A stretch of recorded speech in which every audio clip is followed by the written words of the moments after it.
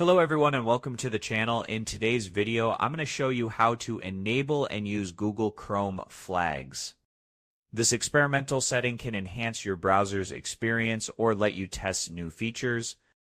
Just remember to only change flags if you know what you're doing. So without wasting any more time, let's jump right in. First, just simply open your Chrome browser, then in the search bar, just simply type Chrome://twice, then flag, then just simply hit enter. And this will open the flags page where you can see all the experimental features available in Chrome. Next, use the search bar at the top of the page to find the flag that you want to modify. For example, you might search smooth scrolling. You will see a list of flags related to your query, as you can see right over here. Then once you see the flag, all you have to do is click on the drop-down menu next to it. Then you can set it to enable, disable, or leave it as default, which is the setting Chrome provides by default.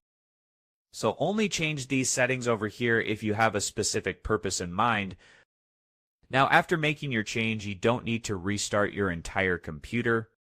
Just simply click on the Relaunch button at the bottom of the flag page. You can see right over here, click on it, and Chrome will automatically relaunch itself.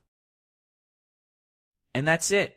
You have now learned how to enable and use Google Chrome flags. Remember, these settings are experimental, so make changes carefully.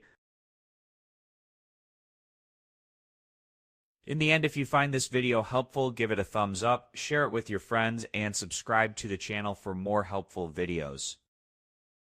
Thank you for watching, and I'll see you in the next video.